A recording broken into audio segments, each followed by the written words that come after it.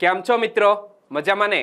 એજ્યુ સફરના ધોરણ 7ના સામાજિક વિજ્ઞાનની વિડીયો શ્રેણીમાં આપ સર્વ મિત્રોનું હાર્દિક સ્વાગત છે। પહેલા પાઠમાં મજા આવીને? અરે 7મા ધોરણમાં જે વિદ્યાર્થીઓ આવ્યા છે ને એમના તરફથી જબરજસ્ત રિસ્પોન્સ મળ્યો અને મને ખુશી એ વાતની છે કે 7મા ધોરણના સામાજિક વિજ્ઞાનને ભણાવવાનો લાહવો મળ્યો છે। એટલે મિત્રો આ વિડીયો શ્રેણી તમે અંત સુધી નિહાળશો ને તો મિત્રો થોડાક જ દિવસોમાં ધોરણ 7નું સામાજિક વિજ્ઞાન પૂર્ણ થઈ જવાનું છે। તો પહેલા મિત્રો કોણ જે સ્પર્ધાત્મક પરીક્ષાની તૈયારી કરે છે એ મિત્રો વિચારતા હશે કે આ સર 7મા વાળાને ભણાવે છે કે સ્પર્ધાત્મક પરીક્ષાની તૈયારી કરનારા મિત્રોને ભણાવે છે। અરે વહાલા મિત્રો, તમારા સિલેબસમાં પણ આ આવે છે મધ્યકાલીન ભારત, અને એમાં પણ આજે પાઠ બીજો છે કયો? દિલ્હી સલ્તનત।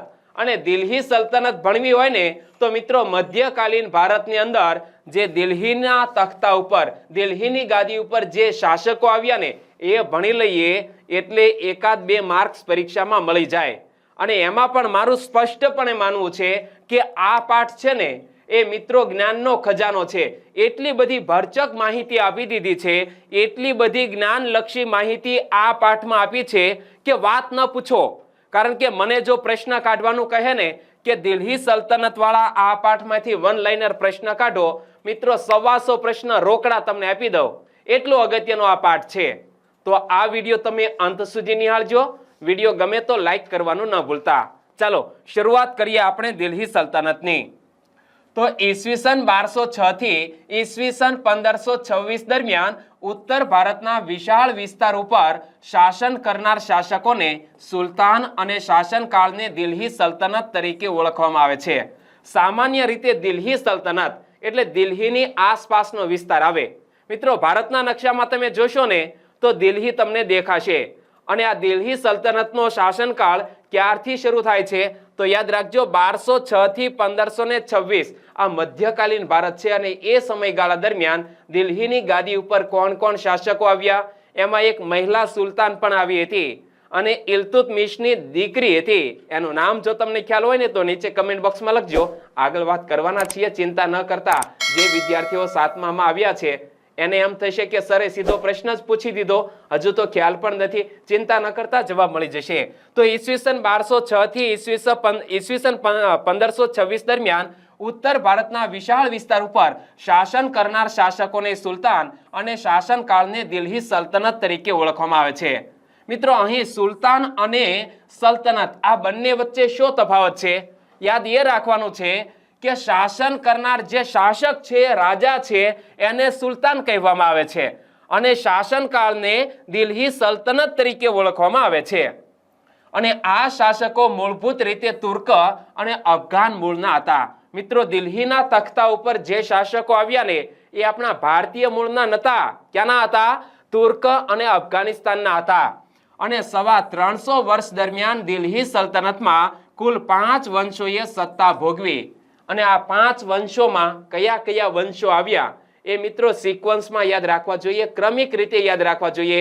તમારું ધ્યાન અહીં સ્ક્રીન પર હશે ને તો જ આગામી પ્રશ્નનો જવાબ તમને આવડશે। વચ્ચે પ્રશ્ન પૂછવાનો છું અને તમે 7મા ધોરણમાં આવ્યા છો, પહેલો પાઠ તો સારી રીતે ભણ્યા, તો હવે બીજા પાઠમાં તો ધ્યાન આપો।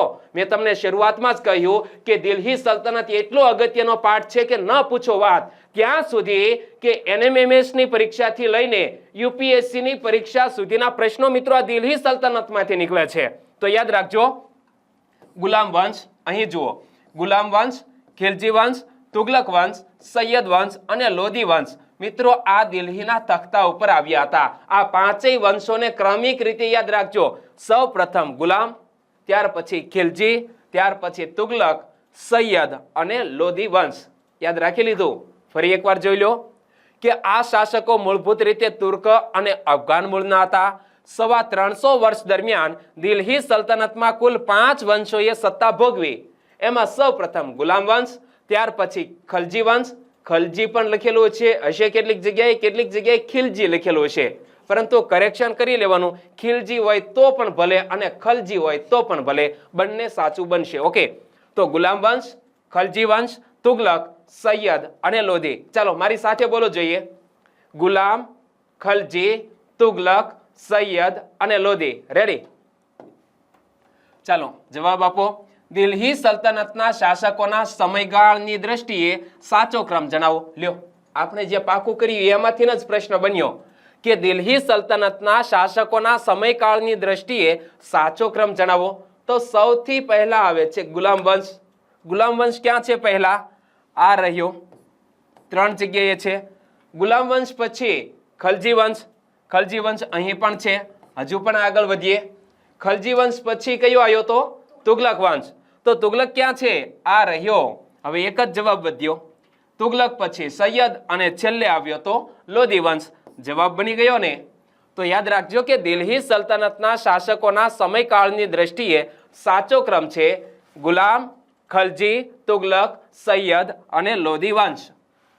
સૌ પ્રથમ આપણે મિત્રો તુગલક વંશની વાત કરીએ તો તુગલક વંશનો સમયગાળો છે ઈસવીસન 1320 થી 1414 સુધીનો. તુગલક વંશ દરમિયાન મુહમ્મદ બિન તુગલક એક પ્રતિભાવંત સુલતાન હતો. કોણ? મુહમ્મદ બિન તુગલક. મિત્રો તુગલક વંશનો એક પ્રતિભાવંત સુલતાન હતો. અને હવે સુલતાન શબ્દનો અર્થ સમજાઈ ગયો ને? દિલ્હીના તખ્તા ઉપર આવનારો શાસક એટલે સુલતાન. અને જેણે તેના સમયમાં કેટલીક યોજના અમલમાં મૂકી, જેમાં દિલ્હીથી દૌલતાબાદ રાજધાનીનું સ્થળાંતર કર્યું, પ્રતીક મુદ્રાનો ઉપયોગ વગેરે જેવી યોજનાનો સમાવેશ થાય છે. એમ કહીએ ને મિત્રો તો મુહમ્મદ બિન તુગલક છે ને એ તરંગી રાજા હતો. મનમાં જે વિચાર આવે ને એ પ્રમાણે શરૂ કરી દે બનાવવાનું. એને એકવાર વિચાર આવ્યો કે મારી રાજધાની છે એ દિલ્હીથી ફેરવી અને દૌલતાબાદ લઈ જવી છે. તો મિત્રો ઘોડા, હાથી, આખી સૈન્ય લઈ અને દૌલતાબાદ જતો રહ્યો. તો આ તરંગી સુલતાન હતો. તરંગી એટલે શું? મગજમાં જે તરંગો આવે ને એ પ્રમાણે હિલકોળા મારે ભાઈ.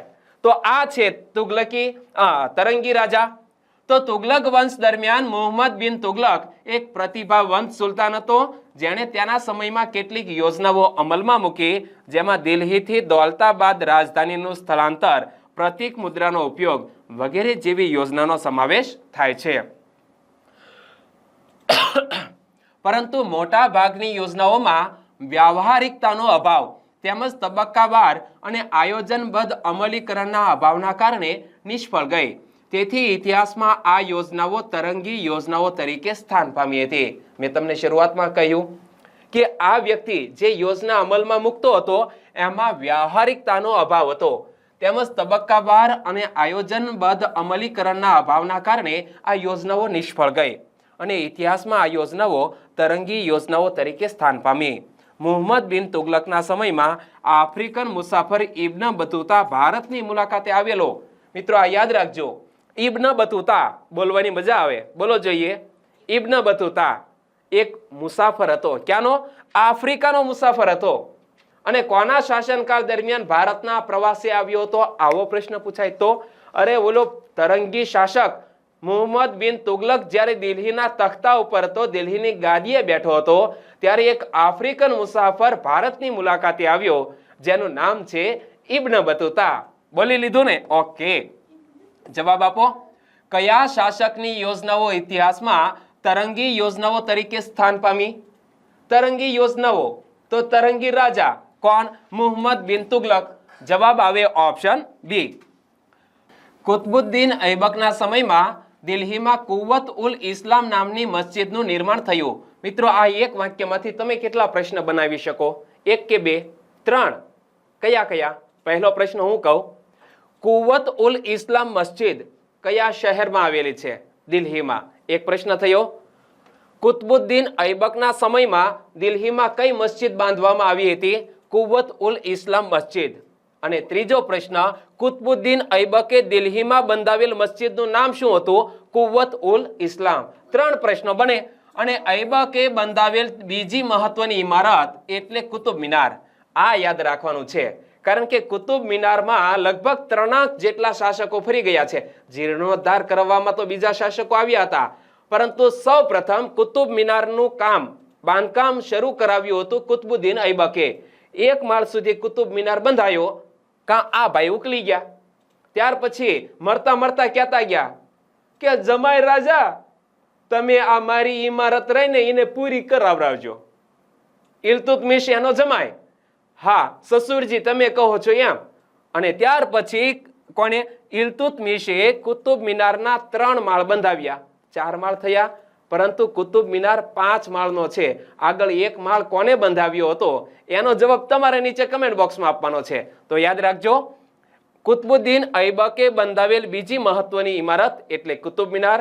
1 માળનું કામ પૂરું થયું. કુતબુદ્દીન ઐબકના સમયમાં તેનો 1 જ માળ બાંધી શકાયો હતો. તેના અવસાન બાદ બાકીનું કામ ઇલ્તુત્મિશે પૂર્ણ કરાવ્યું હતું. અને આ ઇલ્તુત્મિશ કોણ? તો કે કુતબુદ્દીન ઐબકનો જમાઈ હતો. અને ત્યાર પછી ફિરોઝ શાહ તુગલક અને સિકંદર લોધીએ તેનો જીર્ણોદ્ધાર કરાવેલો. કુતુબ મિનારનો જીર્ણોદ્ધાર કરાવનાર 2 શાસકો, એક તો ફિરોઝ શાહ તુગલક અને સિકંદર લોધી. અને કુતબુદ્દીન ઐબક નિર્મિત અન્ય એક ઇમારત એટલે 2.5 દિન કા ઝોપડા. આપણે એમ થાય કે 2.5 દિન કા ઝોપડા એટલે 2.5 દિવસનું એક ઝૂંપડું, એવો અર્થ ના લેતા. 2.5 દિન કા ઝોપડા શું છે મિત્રો? એક મસ્જિદ છે. અને ક્યાં આવેલી છે? અજમેરમાં આવેલી છે. અહીંથી પણ 2 પ્રશ્નો તો મસ્ત મજાના બને કે 2.5 દિન કા ઝોપડા શું છે? એક મસ્જિદ છે. 2.5 દિન કા ઝોપડા કયા શહેરમાં આવેલી છે? અજમેરમાં આવેલી છે. અને એનું બાંધકામ પણ કોને કરાવ્યું હતું? સસરાએ, ઇલ્તુત્મિશના સસરાએ, કુતબુદ્દીન ઐબકે. અને ઇલ્તુત્મિશના સમયમાં હોજ એ શમ્મી ઈદગાહ અને જુમા મસ્જિદનો સમાવેશ થાય છે. તો ઇલ્તુત્મિશના સમયમાં મિત્રો કયા કયા સ્થાપત્યો બંધાયા હતા? તો હોજ એ શમ્મી ઈદગાહ અને જુમા મસ્જિદનો સમાવેશ થાય છે. કેટલી મસ્ત મજાની વાતો આવી. હવે મસ્ત મજાનો પ્રશ્ન તમારી સ્ક્રીન ઉપર, આપો જવાબ. કુવ્વત ઉલ ઇસ્લામ, 2.5 દિન કા ઝોપડા અને કુતુબ મિનારનું નિર્માણ કોણે કરાવ્યું હતું? મિત્રો એકનો જવાબ આવડી જાય ને તો પણ મિત્રો આપણને પ્રશ્નનો જવાબ ખબર પડી જાય. જેમ કે કુતુબ મિનારનું નિર્માણ કાર્ય કોણે શરૂ કરાવ્યું હતું?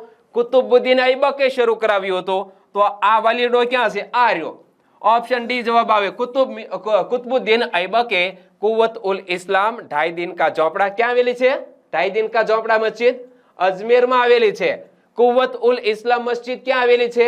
દિલ્હીમાં આવેલી છે. અને કુતુબ મિનાર તો દિલ્હીમાં જ આવેલો છે. હું જોઈ આવેલો હો મિત્રો. અને કુતુબ મિનારની બાજુમાં એક આ રીતે મેહરોલીનો લોહ સ્તંભ છે. અને આ મેહરોલીનો લોહ સ્તંભ લગભગ 1200 આસપાસ, ઈસવીસન 1200 આસપાસ આ ઊભો કરવામાં આવ્યો છે. 1000 વર્ષ થયા. 1000 વર્ષમાં લોઢાનો છે તો એ પણ કાટ લાગ્યો નથી. અને અત્યારે તો એક વરસાદ આવે ને, કાં તો આપણે જે દાતરડી લાયા હોઈએ ને એ દાતરડી વાડીએ ભૂલી ગયા હોય ને ઉપર વરસાદ વરસે ને બીજે દિવસે જાવ ને કાં દાતરડીને કાટ લાગી ગયો હોય. આ 1000 વર્ષથી વરસાદ પડે છે, તડકો આવે છે, ટાઈટ આવે છે, તો આને કાટ લાગતો નથી. વૈજ્ઞાનિકો સંશોધન કરીને થાકી રહ્યા કે આને કાટ કેમ નથી લાગતો? લોઢાનો છે તોય ચુંબક ચોંટાડે ચોંટી જાય છે. તો આ એક ખાસિયત છે. મેહરોલીનો લોહ સ્તંભ કુતુબ મિનારની આસપાસ જ આવેલો છે. અને દિલ્હી ફરવા જાવ ને તો આ બધું જોઈ લેજો, કારણ કે તમને ઇતિહાસ પાકો થઈ જવાનો છે. આગળ વાત કરીએ તો અલાઉદ્દીન ખિલજીના સમયમાં પ્રસિદ્ધ કવિ અમીર ખુસરો થયા, જેમણે કિરાતુલ સંદાયન, આશિકા, નું વગેરે જેવી પ્રસિદ્ધ સાહિત્ય કૃતિઓની રચના કરી હતી. શું મિત્રો?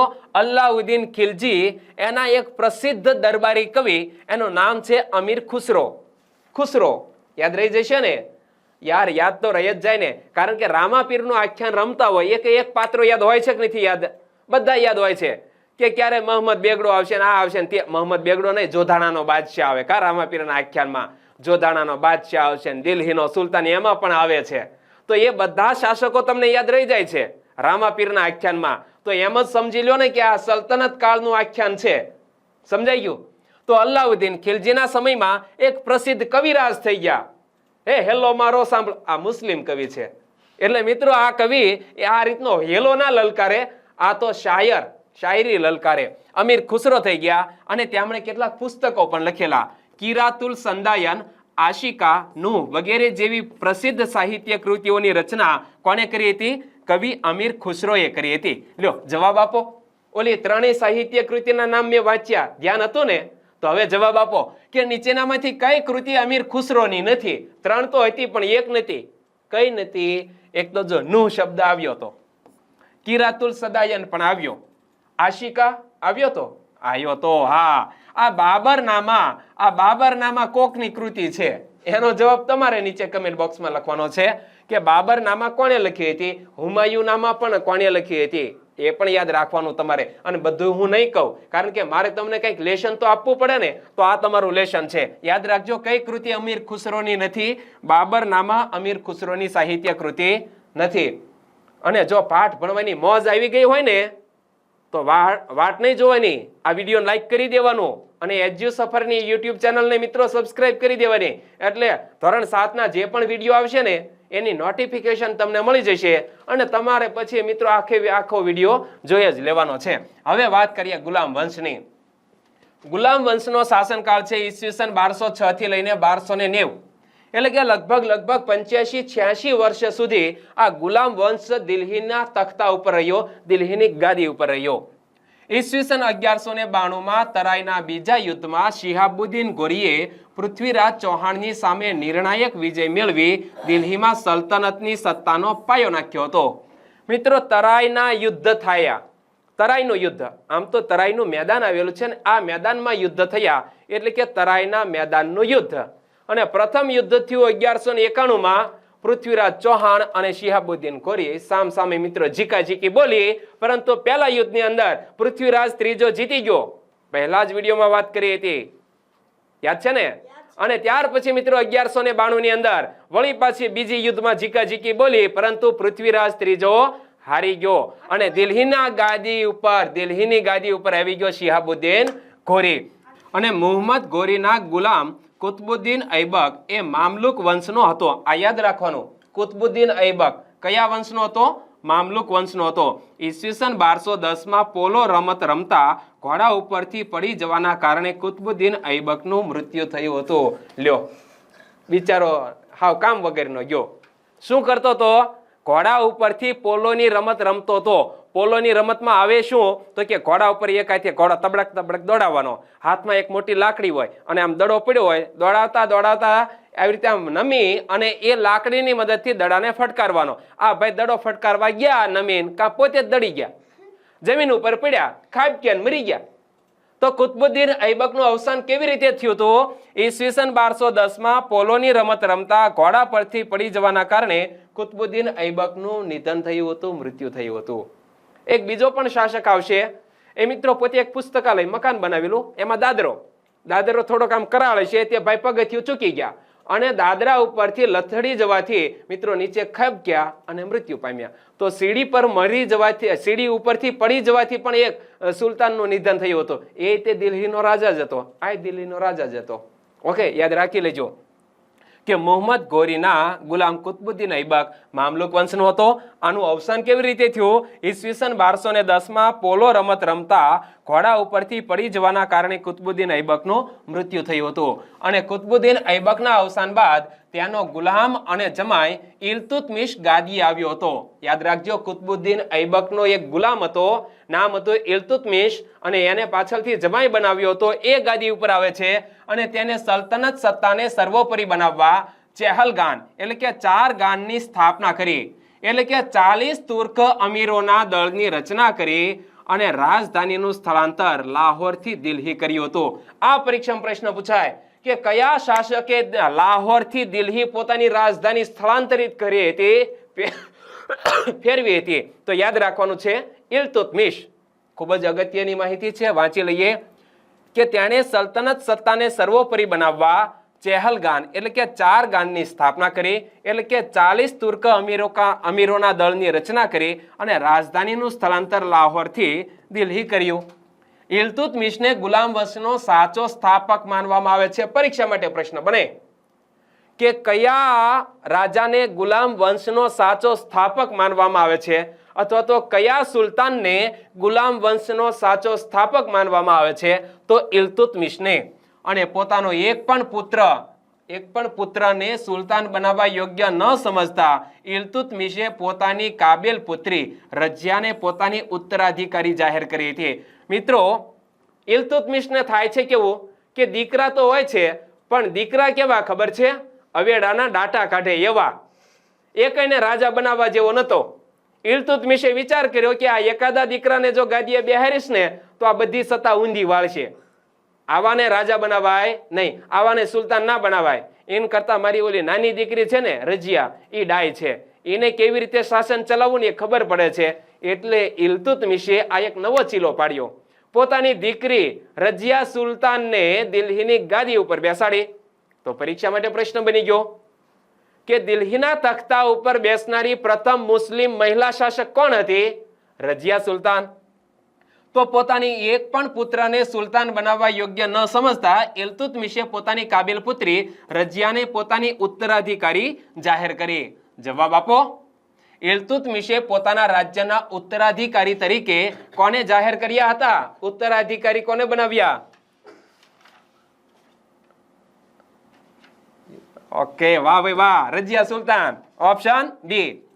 તુલુવ વંશમાં કૃષ્ણદેવરાય શ્રેષ્ઠ શાસક થયો. વંશ ફરી ગયો છે.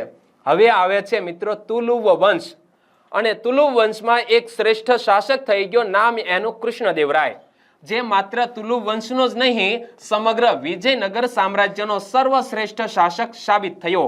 એટલું જ નહીં, તેણે ભારતના એક મહાન શાસક બનવાનું ગૌરવ પણ પ્રાપ્ત થયું છે. કોણે? કૃષ્ણદેવરાય. મિત્રો, આપણે વાત કરી રહ્યા છીએ તુલુવ વંશના શાસક કૃષ્ણદેવરાયની. પરંતુ આ કૃષ્ણદેવરાય ક્યાં શાસક હતો, ક્યાંનો રાજા હતો? યાદ રાખજો, વિજયનગર સામ્રાજ્ય એટલે દક્ષિણ ભારત થયું. આંધ્રપ્રદેશમાં તમે આમ નીચે જોવા જશો ને તો એમાં વિજયનગર સામ્રાજ્ય. તો વિજયનગર સામ્રાજ્યનો આમ સાચો સર્વશ્રેષ્ઠ શાસક જોવા જઈએ ને તો એ કૃષ્ણદેવરાય. અને કૃષ્ણદેવરાયે વિજયનગરની પાસે નાગલપુર નામનું નગર વસાવ્યું અને ત્યાંને અનેકવિધ ઇમારતો અને મંદિરોથી શણગાર્યું હતું. કોણે? કૃષ્ણદેવરાયે વિજયનગરની પાસે એક નાગલપુર નામનું નગર વસાવ્યું અને ત્યાંને અનેકવિધ ઇમારતો અને મંદિરોથી શણગાર્યું હતું. અને તેમણે સંસ્કૃત અને તેલુગુ ભાષામાં કેટલાક ગ્રંથો પણ લખ્યા હતા. કૃષ્ણદેવરાય મિત્રો એક સારો શાસક તો ખરો, પરંતુ સાથે સાથે એક લેખક પણ ખરો. તેણે સંસ્કૃત અને તેલુગુ ભાષામાં કેટલાક ગ્રંથો પણ લખ્યા અને ત્યાંના સાહિત્ય કલાના ઉત્તેજનના કારણે આંધ્રના ભોજ તરીકે ઓળખ પામ્યા હતા. આંધ્રના ભોજ તરીકે કયા શાસકને ઓળખવામાં આવે છે? તો તમે જવાબ શું આપશો? તો જવાબ આપશો તમે કૃષ્ણદેવરાય. બરોબર છે ને? ભલે ભલે ભાઈ, જવાબ આપો. કૃષ્ણદેવરાય સંબંધિત વિધાનો તપાસો.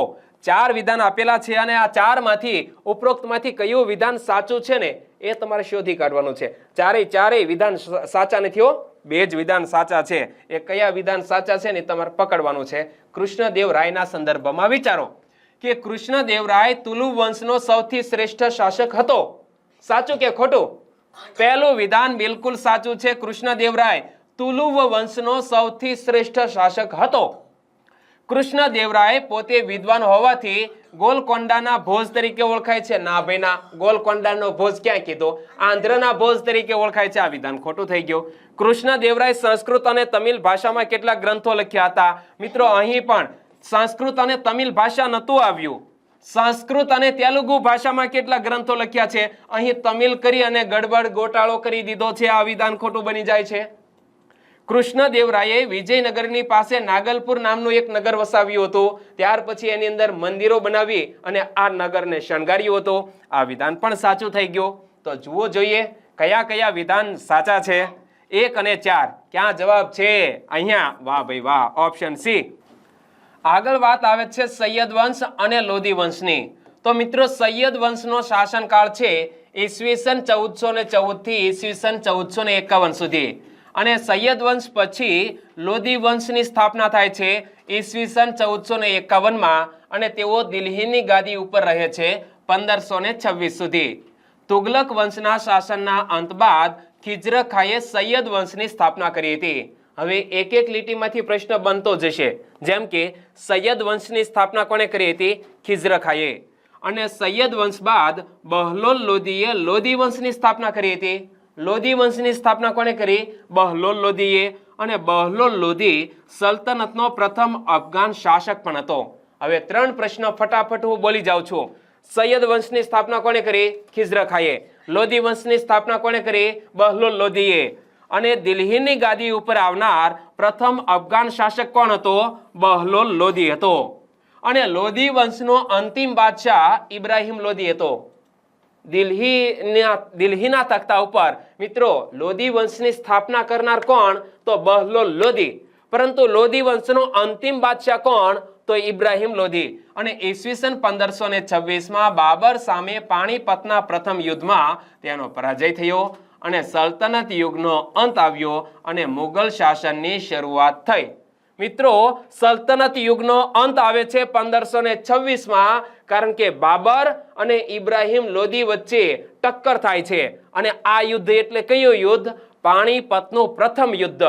પાણીપતનું બીજું યુદ્ધ કોની વચ્ચે થયું હતું? આ યાદ રાખવાનું છે. અહીં પ્રથમ યુદ્ધ આવે છે તો યાદ રાખવાનું, એક બાજુ છે બાબર, એક બાજુ છે બાબર અને બીજી બાજુ છે ઇબ્રાહિમ લોધી. અને તે પાણીપતના મેદાનમાં ચડાઈ કરે છે.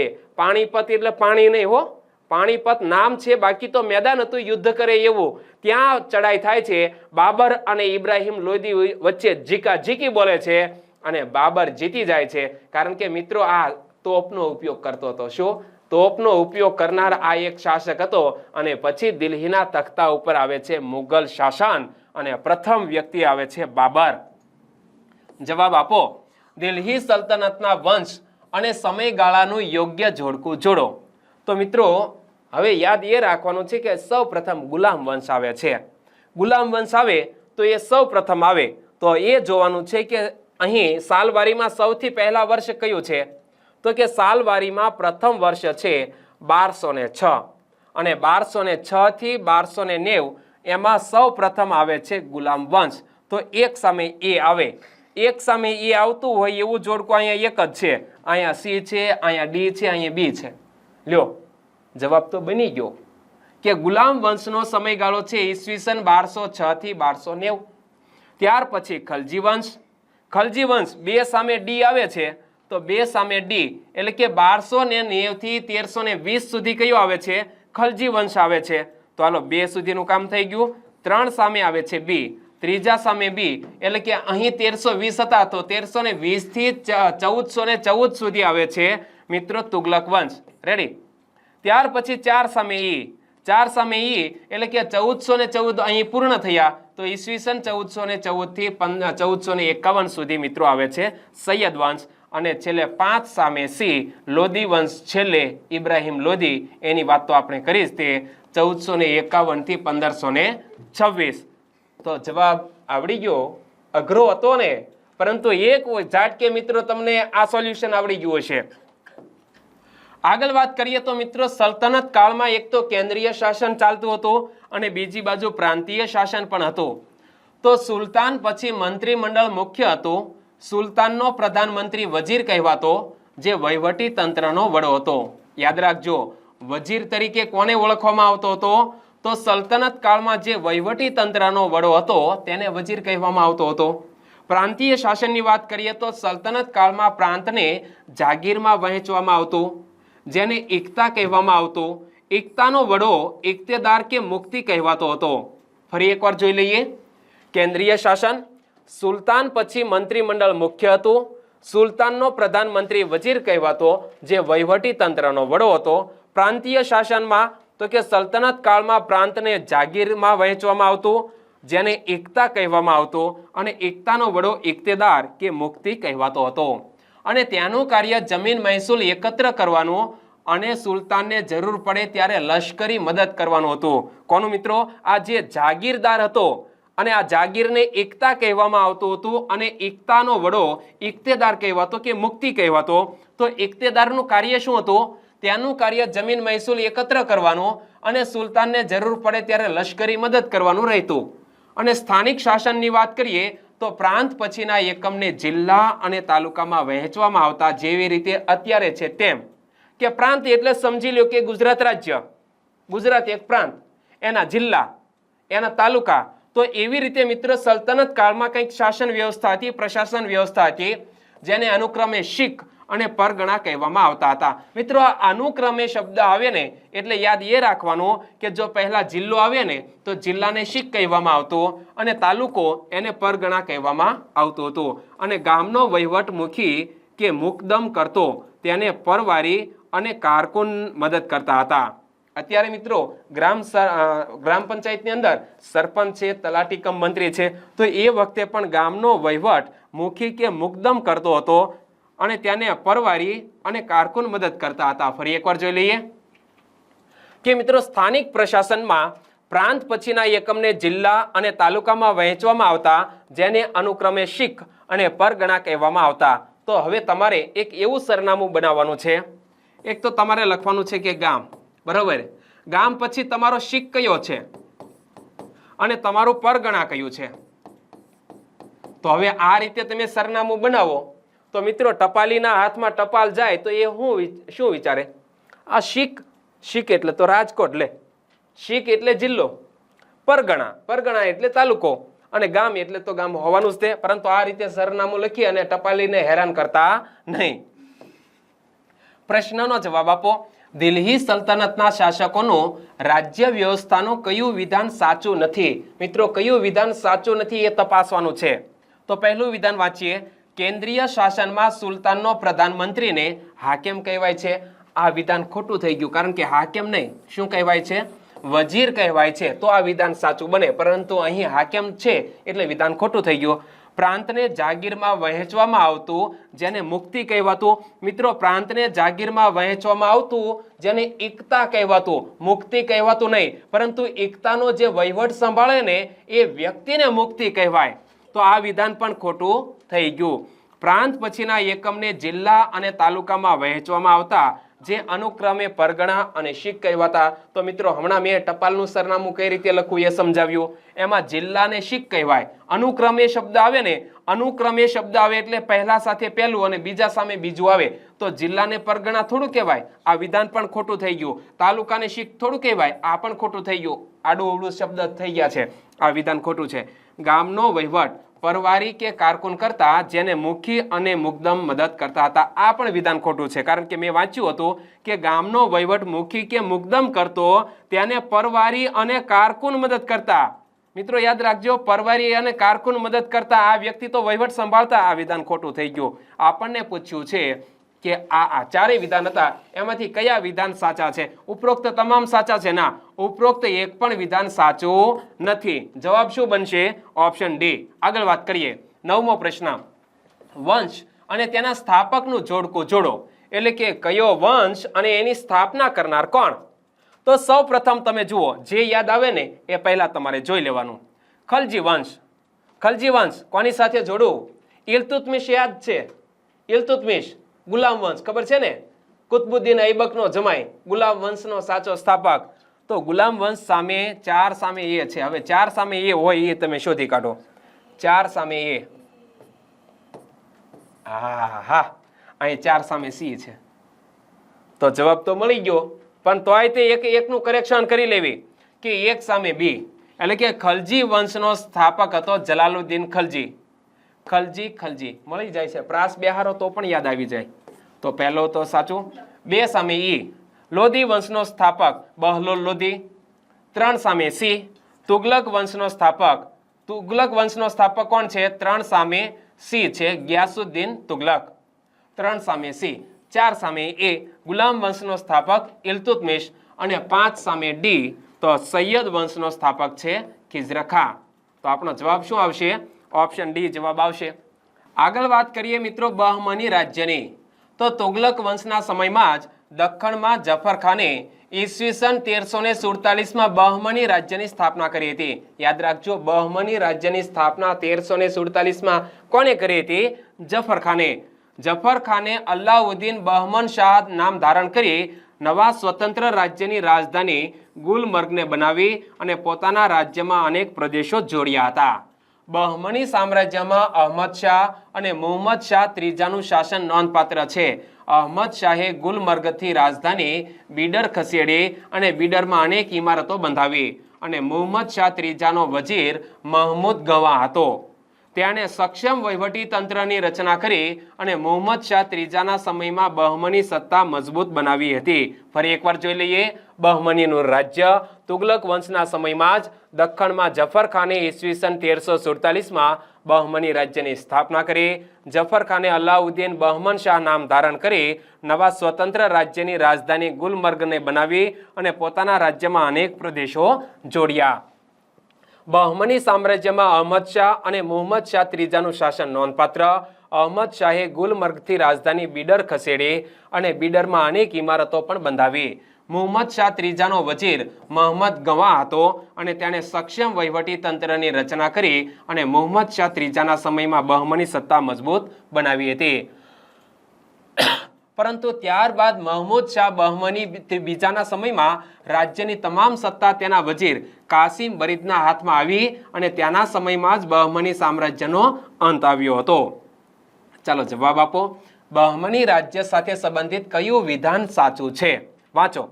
જફર ખાને બહમની રાજ્યની સ્થાપના દખ્ખણમાં કરી હતી. આ વિધાન સાચું છે. મિત્રો, આપણે તપાસવાના છે કે કયું વિધાન સાચું છે. તો પહેલું વિધાન તો સાચું થઈ જ ગયું. ઓપ્શન જુઓ, અહીં ઓપ્શન છે કે કયું વિધાન સાચું છે. માત્ર એક વિધાન તો સાચું થઈ ગયું, બાકી બધા ખોટા હશે, કારણ કે ક્યાંક ક્યાંક ગડમથલ હશે. અલ્લાઉદ્દીન બહમની શાહે નવા સ્વતંત્ર રાજ્યની રાજધાની બીડરને બનાવી હતી. તો મિત્રો, હમણાં જ મેં તમને કહ્યું કે રાજધાની કોને બનાવી હતી. અહીં જુઓ, અહમદ શાહે ગુલમર્ગથી રાજધાની બીડર ખસેડી અને બીડરમાં અનેક ઇમારતો બંધાવી હતી. અને અહીં કીધું છે અલ્લાઉદ્દીન બહમની શાહે નવા સ્વતંત્ર રાજ્યની રાજધાની બીડર ખસેડી હતી. આ વિધાન ખોટું થઈ જશે. અહમદ શાહ બીજાના સમયમાં રાજ્યની તમામ સત્તા તેના વજીર કાસિમ બરીદના હાથમાં આવી ગઈ હતી. વિધાન ખોટું છે. અને મુહમ્મદ શાહ ત્રીજાએ અલ્લાઉદ્દીન બહમન શાહ નામ ધારણ કર્યું હતું. વિધાન ખોટું. માત્ર એ જવાબ સાચો. વિડીયો પૂર્ણ કરીએ. ગળામાં થોડી તકલીફ હતી મિત્રો, પરંતુ ક્ષમા ચાહું છું. જય હિન્દ.